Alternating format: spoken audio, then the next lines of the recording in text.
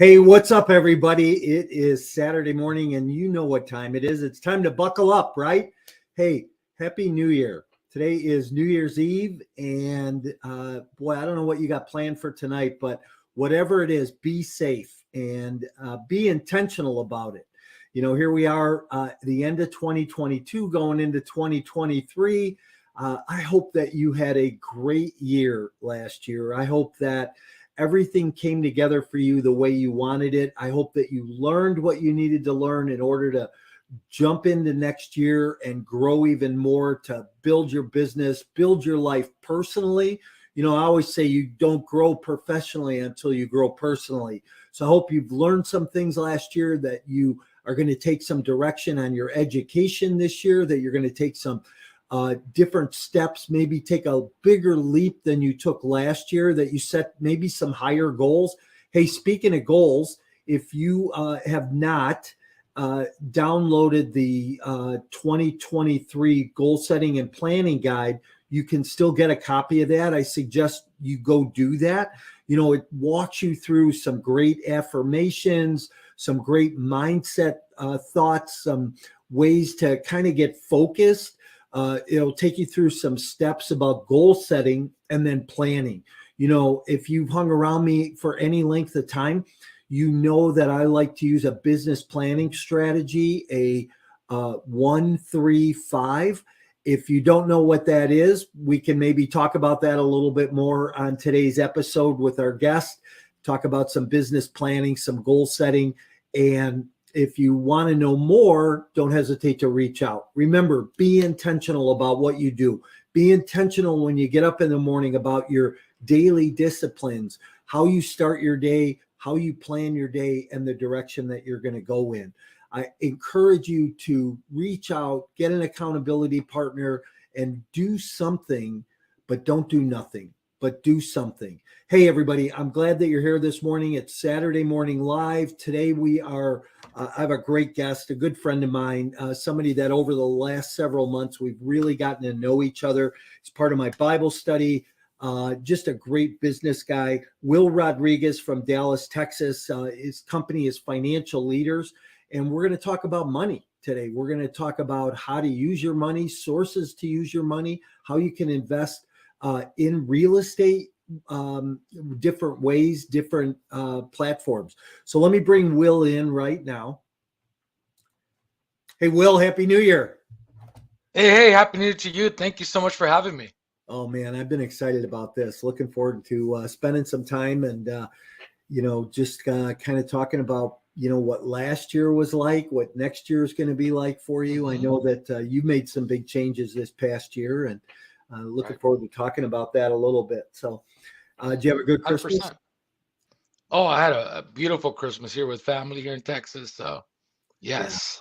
Yeah, good. Sounds like before the show you were saying that you had a chance to meet with some friends that maybe you hadn't had a chance to spend time with, and got to spend some holiday time with them. Yeah, well, we just moved here from San Diego about a year ago. We recruited another family from San Diego. So we got to spend some quality time with them. We made some tamales. They Okay. came out delicious. So, yeah, new family tradition. Do I need to drop my address in the chat for you to send me some Yep, I'll tamales? ship you some tamales if you like to. Yeah. Love tacos and tamales, that's for sure. So, hey, That's and what let we me cook just here in my say, house. when we talk about the chat, if anybody's got a comment, a question, throw that in the chat this morning. We'll try and get those answered for you. We'll make this interactive.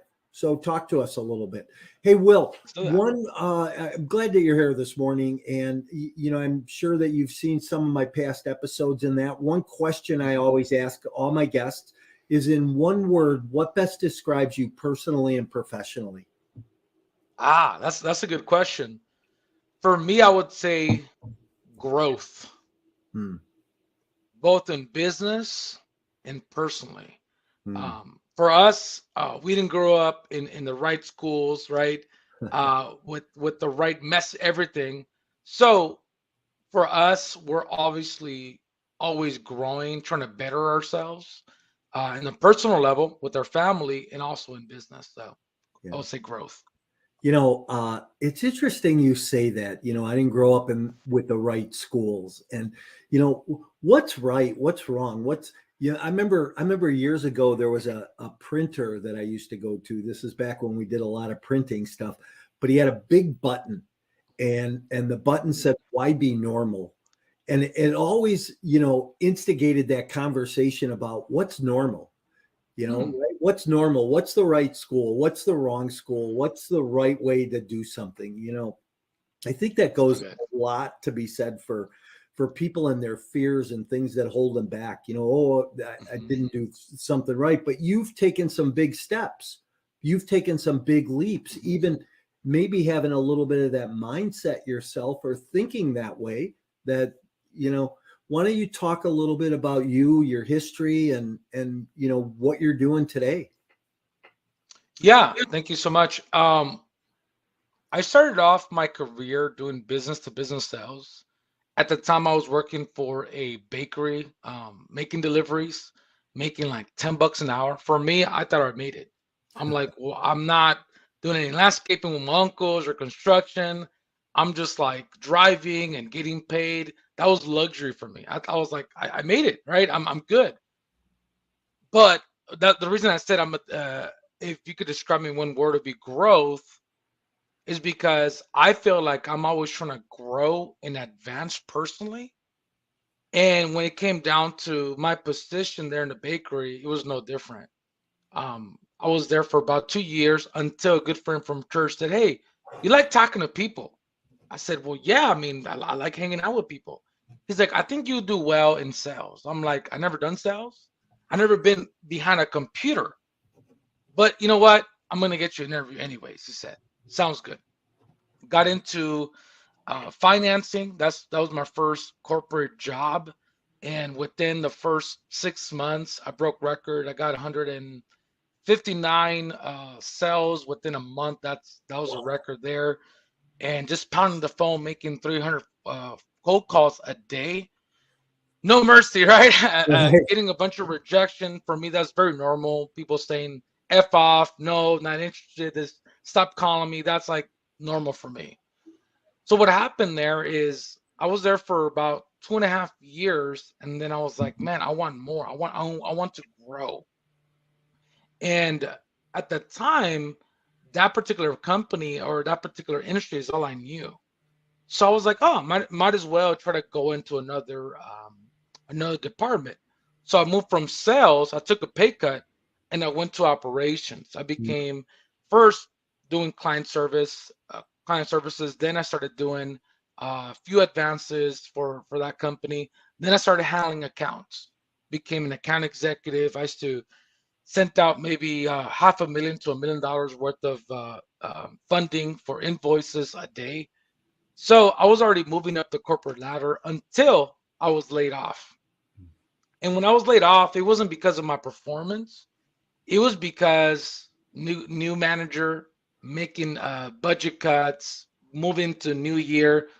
I didn't understand that then, but I kept on hopping from one job to another job until I read a book called "Who Moved My Cheese." Hmm. Then I realized that I'm after growth, but there's always a cap.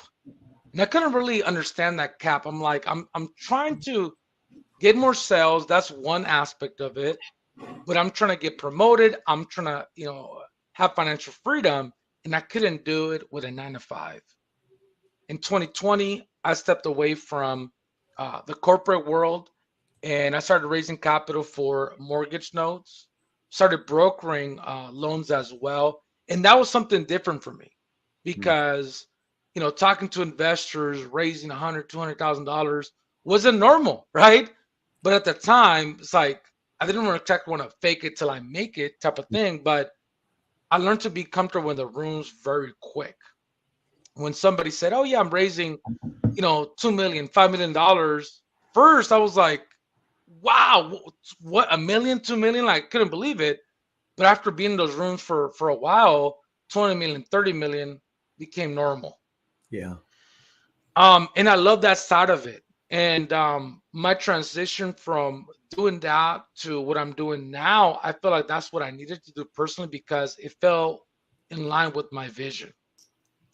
The vision that I have is to bring financial literacy to the communities that don't know about money. And at that time, I said, okay, I'm doing this, I'm getting involved in investments, but there's nothing that I could like, hand off.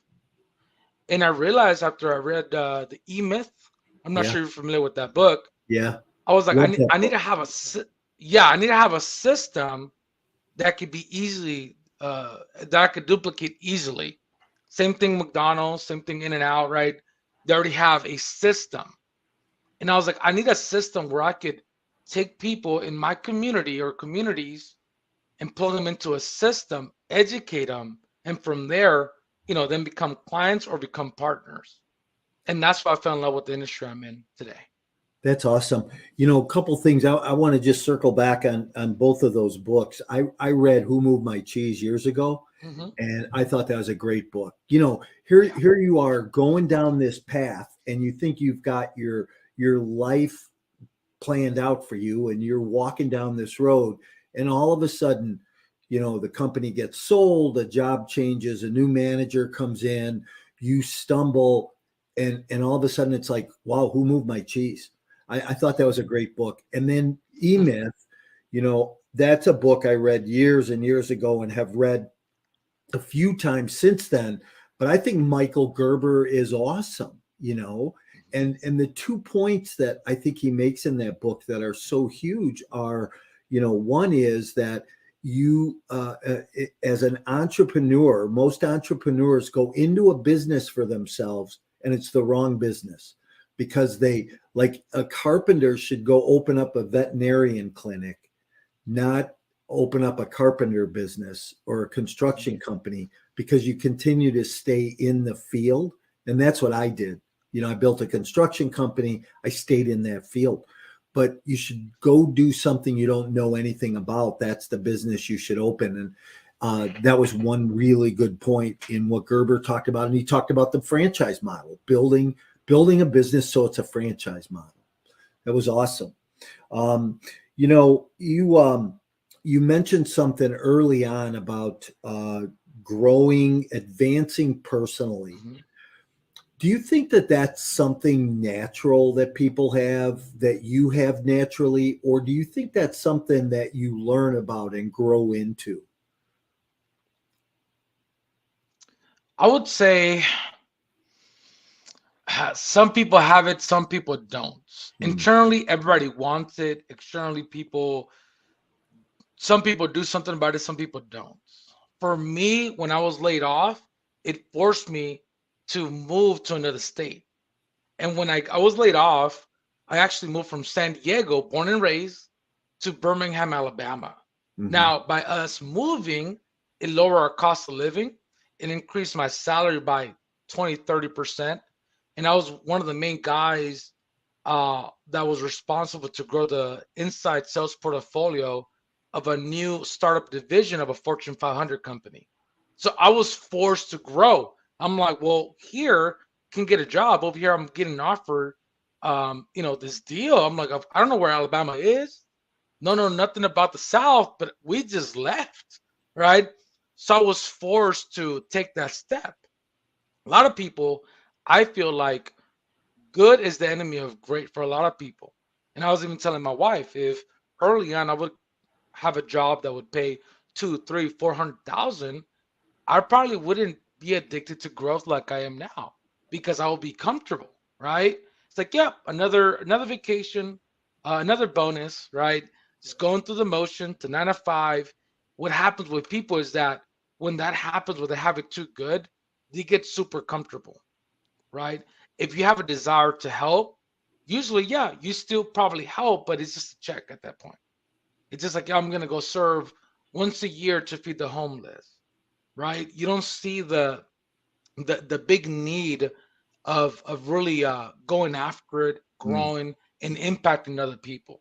So for me, I feel like it's been a journey, because I'm trying to figure out what does God want for me, and how can I impact not hundreds but hundreds of thousands of lives. Hmm. That's my journey. Yeah, that's awesome. What a great journey, and what a great gift to have that, to want to give it to other people as well. I commend you about that, and I think that it's an awesome mission to be on for sure. Hey, I love the comment you made that good is the enemy of great. Mhm. So many people, I think, want to just be good. They want to be average. It's okay to be average. It's okay to be, there, but Right. to be great. Did you ever read Jim Collins' book, Good to Great? I have not. That might be, you might enjoy that book if you've read. Are you ready to skyrocket your investment portfolio and leave a legacy? Are you tired of inconsistent returns received in the stock market? Then it's time you take a look at alternative investment options like a passive investment in multifamily real estate. No tenants, trash, or toilets. Just a solid return on an annual investment, including quarterly returns along the way. These lower risk and secure assets are also a great hedge against inflation. If you want to hear more about these types of opportunities, email me directly to schedule a 15-minute consultation to see if you qualify. You can email me at mike@mycoreintentions.com. Those other ones, that's a book you Mhm. might enjoy, just because Okay. he talks about companies like, IBM and Xerox and Coca-Cola and Johnson and Johnson, and how they were good companies and what it took them from being good to great. But then years later, he wrote a book that talked about the fall of those companies. And darn it, I'm not going to be able to Mm. remember the name of it. I'll think of it before the end of the show. But uh, Who's the author? Jim Collins, he Jim Collins. yeah, and these big companies that grew so big got complacent at being great, and Hmm. now are nowhere to be found, right? Because Right. all these other companies, look at a company like Motorola, right? Hmm. I don't think it's that easy. People think, oh, I want to be an entrepreneur, but I don't think it's that easy to be an entrepreneur today, or in the world, because you have to stay ahead of it, right? You've got to Right. have that future vision. When you look at a company like Motorola, who was huge forever, and then all of a sudden, Apple, Samsung come in and just kind of leveled them at their knees because they didn't stay in advancement with technology, right? So, Absolutely. You always got to stay ahead. You always have to have a David attitude amongst other Goliaths. yeah, Even right. if you're the Goliath, you still have to have a David attitude. Yeah, 100%. So, what are some of the things that you practice in your own life that help you keep that attitude, to keep that learning attitude of always wanting to progress? I think my goal is just so big that even if I have wins, like I'm talking about good wins, big wins, I don't get moved as much. Now, when I used to work in doing business to business sales, you don't celebrate until you get the commission, right? Until you start getting the residual. So Right. you're like, okay, I talked to a good prospect. Cool, awesome. Let's see what happens in the follow up. You do the follow up, you go through the finances. You're like, okay, everything checks off. Then the process was taking that deal and sitting with underwriting and the COO of the company, and then saying, hey, this is a good deal. I think we should offer this. Right? I'm there negotiating the table. From there, it gets approved. Then the paperwork gets received. So, anyways, there's a lengthy process. So by the time I celebrated, I'm already like worked up, right? I've already been doing all this work. So it doesn't really feel like a big win. Now, when it comes down to what I'm doing now, I feel like I have the same attitude, right? Somebody says, hey, Will, I got 500,000, I got a million, I want to put into this or that. It's not a win until, right? I help the client through everything, right? And I see everything working like we want to. So there's a process to that when it comes down to, like I said, wins. I celebrate wins, but I feel like that's what has kept me moving forward, working on myself. Because even though I'm already doing a lot of social media, I'm already doing videos.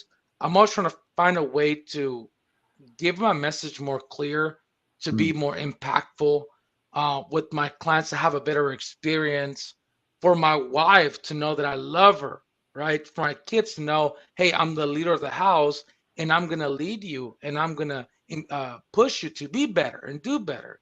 So in my personal life and in the business side, I feel like there's so much that I need to work at Mm. because the mission and the vision is that big. Wow. Awesome. Mhm. So talk a little bit about what you're doing. I know that you help people with finances. I know that you help Mhm. people place money, give direction. Are all the people you work with high net worth individuals, or do you work with people who are just getting started in their investing journey also? Well, for me, like my ideal client has a net worth of $500,000 plus. Okay. That's where we start looking over their finances. Some people have Roth IRAs, 401ks, a small real estate portfolio, right? They're trying to diversify. A lot of people are going into retirement, so they want to have secure income. So I focus on the accumulation and the distribution and legacy part. So a Mm. lot of people do well when it comes down to accumulation. Put this money in here, it's going to grow. Even if you do stocks, write out the market. That's great, right? There's ups and downs, but nobody does well at the backside, which is the distribution without being taxed, right? So that's what I specialize in. And then the legacy part is how you transfer that wealth. Do we need to set up a trust? Do you have some people already have a will? So we look at that and figure out how can you transfer it more effectively, efficiently, and hopefully even tax free. Now, when it comes down to my team, right now I have about 5 agents that focus on traditional term insurance. They have final expense, the small clients, but we service everyone. Mhm. Okay, interesting. Good for you. So, boy, I love the way that you talk about, it's kind of like I wrote the book Exit Plan, right? Because so many people I teach see you that. how to find a deal, get in a deal, Mhm. operate a deal, but nobody teaches you how to get out. And Right. and that's kind of you and I kind of have that same philosophy. How do we teach people the back end? So talk about Mhm. some strategies around that. How do you if you accumulate $1 million or $2 million in net worth over time, how do you take that money and not lose a lot of it on the distribution side? Yeah, when it comes to the distribution side, you got to look at do you have cash? Some people have cash, some people have money in an IRA, and they accumulated a lot of money. So what we will look at is different vehicles that allows them to pay less taxes.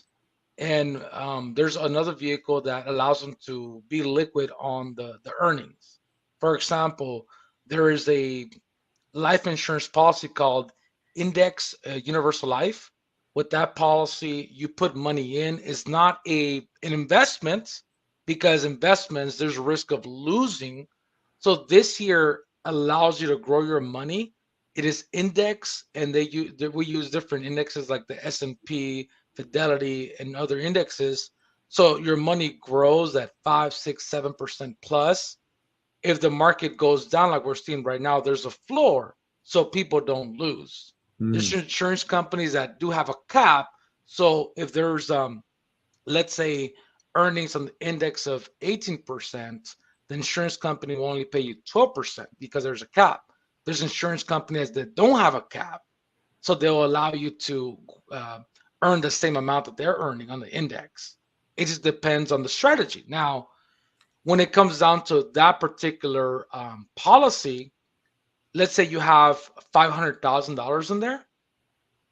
What you could do is you could actually borrow those 500,000 to do as you wish. Maybe you have $500,000 of accumulation in cash in there, and you could put into a syndication. You could put into a fund, and the best part is that you don't have to pay that loan back, mm, and that loan is tax free, and you don't have to report it because there's exemptions because it's a life insurance policy.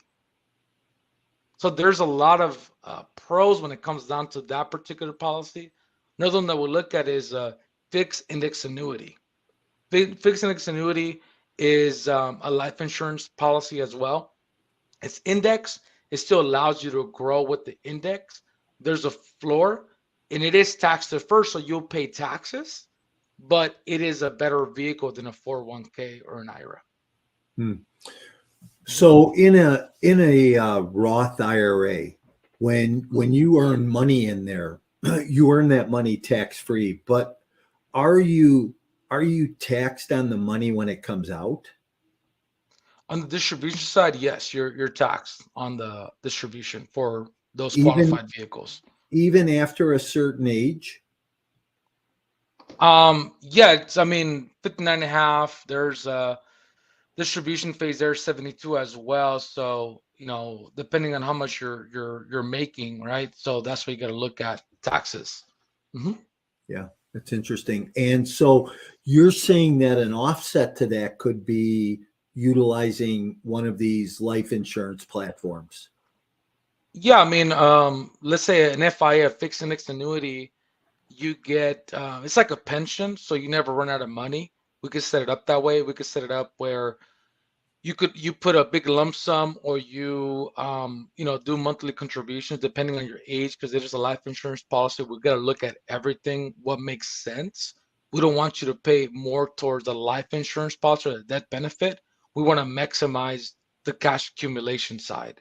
So there's a different strategy for, like I said, different policies, just depending on where people are at. For example, right now, somebody has let's say $1 million in their 401k. Well, if they're going to take contributions, you got to apply the 4% rule. If you make more than $40,000 a year, then you're subject to taxes up to 75%, opposed to a fixed index annuity. You're not going to have those restrictions.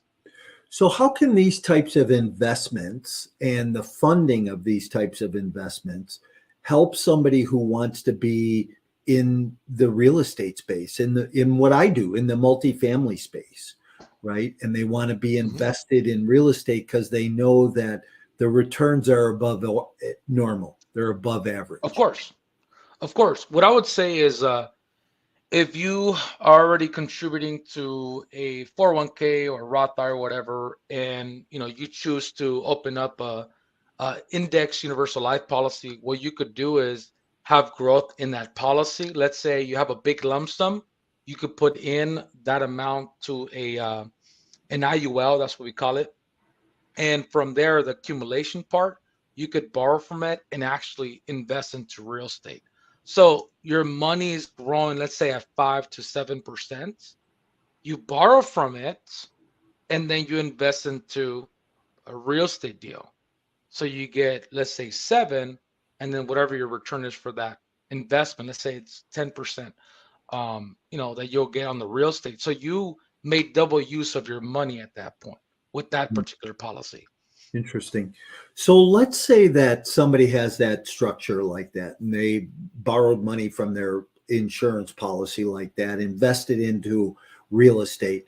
When the real estate cycles out and the money goes back to the insurance policy, is that where it would go back to, or does it become money in your pocket then? It becomes money in your pocket. Ah, interesting. Yeah. So there's Uh-huh. there's a therein lies one of the bigger sides of the strategy, right? Hmm. Because now, it, unlike an IRA where the money goes back into the IRA, um, you've taken the money already. You've already taken the Hmm. distribution tax free. Yep.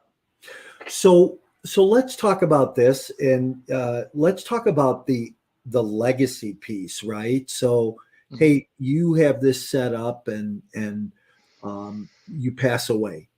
Now, how does your family get to take that money? Well, I think we got to look at setting up a trust, so you could um, own nothing but control everything. Yeah. That's what we want to focus on. And if that's the case, then everything is transferred to your beneficiaries in a way that is going to prevent you from paying taxes like you would if you don't have those set up. Now you have seen a lot of celebrities now have a trust or a simple will, and look at the type of taxation that they've been facing. It's been hectic. They've been paying millions of taxes because of that. So we look at the transfer. by setting up a trust and getting situated that way. Interesting. And I know that there's a couple of different trust structures. There's the revocable or the irrevocable. What type of structure do you feel works best for, individuals? I think when it comes down to that, it's just a matter of what they're looking to do, what they're comfortable with. And we do have attorneys in the back end that they will meet up with the clients and put the best strategy for them. Hmm. Yeah. So it all depends on the client's goals in that. Yep. Yeah. Exactly. Same Interesting. thing with the policies that we are using. It's not like a one shoe fits all. Some people do benefit from one of these policies, other people don't because of their situation. So if there's a need there, we'll show the options. But again, when it comes down to one of the policies like IUL, where you could leverage that policy, we look at having a low death benefit and maximizing the cash accumulation side. Now, if that person's older, right, they're probably going to be subject to paying more for the life insurance policy. At that point, if we're not going to have a lot of gain on the cash accumulation, personally, I would not move forward in offering that because it wouldn't make sense. Sure. Mhm. Sure. And that's all. Is that based on age or is that based on health? Age and health. Okay, so it's kind of a combination of both. Will, Combination of both. what do you see as a well-rounded portfolio? What would a well-rounded portfolio look like for, an investor maybe who had $1 million? Depending on the age and where they're at, like I said, a lot of people are focused so much on the accumulation. So when it comes down to that, you could have a high risk, right? You could say, okay, I'm gonna be in the market. I'm gonna buy stocks, get into real estate. You could be very loose. But what I'm seeing is that the accumulation phase, a lot of people do really well. Any financial advisor could set you up with any type of vehicle, and as long as they have good track record, accumulation is not that hard. The distribution is the toughest because people want to protect their money, right? They don't want to have they don't have a high risk tolerance. They're medium to low tolerance. So for me, that's when I introduce the financial vehicles like FIA or an IUL to protect that capital. Mhm. Yeah, interesting. Well, where do you see the way the market is today? How do you see that impacting your business, your industry? I would say this is the best place to be in as far as an industry because there's a lot of baby boomers retiring. I mean, the average loss in a 401k, what I'm seeing from a lot of my clients is north of 20%, and that's average. So a lot of advisors will tell you just write it out. Just it's okay. But it takes what 4 or 5 years in order to recover if there's a drop of like 10, 15%. No quote me, I'm just rambling numbers here. But if it's north of like 30%, 35% loss on the retirement portfolio, that person may never recover from that loss. So when it comes down to my industry, what I'm doing is for those people that have been affected, I've been protecting their retirement by rolling over their qualified retirement account to a fixed index annuity where I offer them usually a bonus so they could recover. And then there's a floor. So let's say the index doesn't perform because of the downturn of the market, they already got a small bonus and there's a floor. So at least their capital is protected. Yeah, interesting. Mm-hmm. Interesting. Um, what do you see, and uh, I don't know how much attention you pay to the markets and what the Fed's doing and inflation and that. Mm-hmm. Where do you see us headed here in the new year? In 2023, for the market wise, we've been on the longest bull run in history, I think. So whatever comes up, he's gonna go down. Mike Burry, the one that was in what is it? Not Too Short, right? That's the guy from the movie Too Short. Yeah. The guy that predicted '08. Right. He said that we're yet to see the bottom. Warren Buffett is still sitting on north of $90 billion of cash. They called him crazy because of everything going on. And now he's not looking too crazy, right? Right. Because it seems like he's timing the market.